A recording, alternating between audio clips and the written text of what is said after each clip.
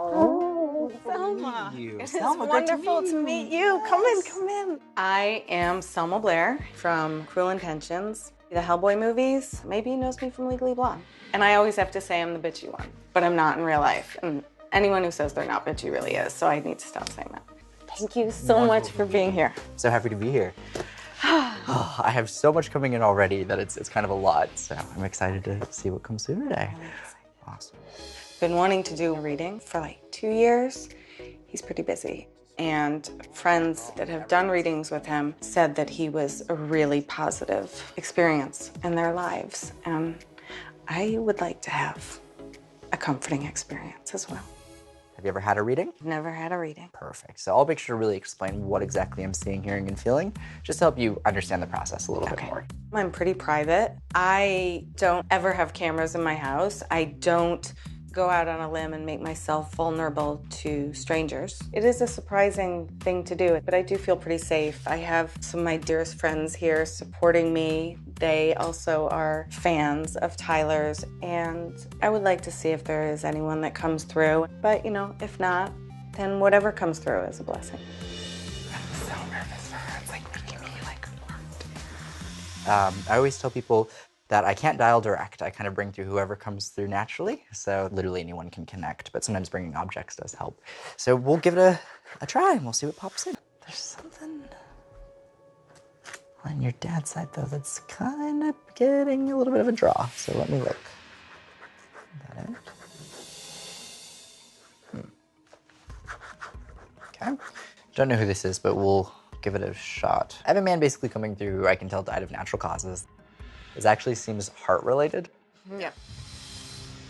It's one of those situations they're bringing up where like response time would have made a difference when it came to like calling an ambulance or calling 911. This seems so fast. She looks like she's gonna cry already.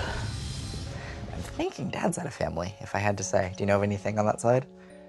I mean, my dad did die suddenly of a heart attack. Okay, but there is a reference to sister, but then like trauma.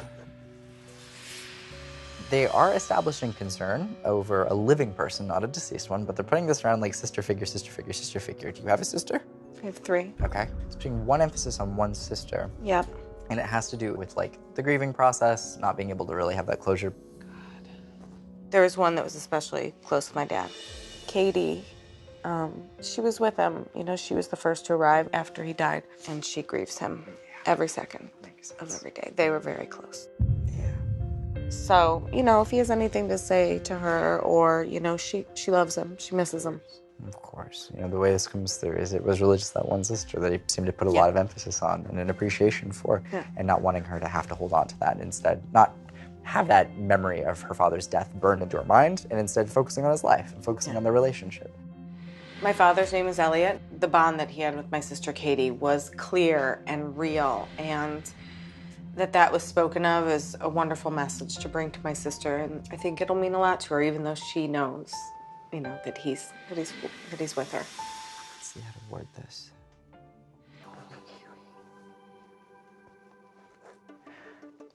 I'm seeing, you know, the Teletubbies, there's like Winky and Blinky and all of that. For some reason, I'm seeing like that symbology. Yeah. So let me see. Typically when they'll do that, it's symbolic. And so I'm seeing Winky in the way this is coming through. Wink was my dog. Oh, wow. Fascinating. I knew Wink was gonna come. I knew it. Do you have any objects for me to hold on to connected to it? I think I'll do that. That's Wink. Oh, awesome. Thank you. Perfect. They're showing me my symbol for buying time, but when that comes through, it usually is an indicator of acknowledging that when they pass, they're meant to pass. It's almost like a saying, like, I was on borrowed time, or like, it's that kind of a feeling. Wink, it was sudden, but she did have, like the year before, she had like pancreatic shutdown, and I thought she was gonna die, and then she just bounced back, and then one day I woke up and I was like, she's gonna go, but she looked fine, and then she died 2 days later. I felt like she waited till I was pregnant, and she knew I'd take good care of myself if she died. Yeah, absolutely. So I think it's the beautiful thing about pets is, you know, I think they oftentimes know when to enter our lives and when to leave it. Yeah. Oh my God, Wink came on so strong. Yeah. You gotta see what she looks like. The little face. She's Wink. Okay. She's missing her eye. That is why. Yeah. We were in love. It's probably the strongest dog connection I've gotten out of 150 readings. It's a close connection. Yeah. Now, when I'm connecting to that energy, after the dog passed, they're putting an emphasis around, like, what do we do with the body? Do we keep it? Do we cremate it? Like, what do we do? But there's an acknowledgement in the way this comes through of, like, being honored at a residence or being honored in a physical location. And for some reason, they're having me acknowledge this feeling connected to this animal of, like, if we have a space that we go to like, that we affiliate with where that animal would be, that we would still have in some capacity. Should I say anything? Does that ring a bell to Yeah. you? Okay, where would that fit to what you would... Wink died when I was living in my last house, and I buried her in the front yard. And then I had to move, and I had to leave her. But we honor her. We have an altar, and, you know, I talked to her there and light a candle, but her remains are still there.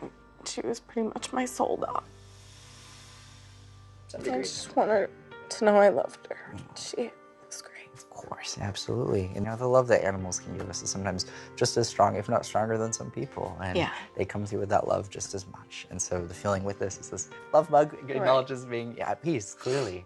And so as long as you have that place where you can honor her, that's important. And there seems to be that understanding that you do that. And so this is still an active part of your life. I'm happy that Wink knows I visited her. Of course. That's enough. Absolutely.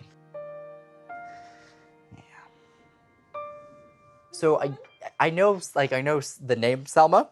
So I know Selma Hayek and Selma Blair. Selma Blair, yeah. Selma Blair. I wish I was Selma Hayek, then that means I'd be really hot. I think, yes, yeah, I Selma just know Blair. the name. I didn't recognize your face, but wonderful to meet you. Tyler, I mean, what a diamond. Like, really, what a diamond. I don't know what else to say. Just, I'm glad there's people like him around for his kindness and his compassion and his grace and dignity and for his talent. You know, I mean, he seems like a really genuinely good person. It was an honor to have sat with him. You know, it was complicated, like a lot of things that I had questions about. So it came through that way, but at the same time, it's a really, you know, I instantly cry when I think of my dog because she was the purest connection I had. So it was really nice to know that she knows we come around. And it sounds so silly because it's a dog, but, you know, it's a very uncomplicated love, so. I knew Wink was coming. I knew it. I knew. I mean, it's so fascinating. Yeah. All the dad stuff with Katie. Yeah. So clear, huh? Do you feel like she's gonna be really happy? I think that is, if anything, this is a huge comfort to my sister, Katie, because they meant everything to each other.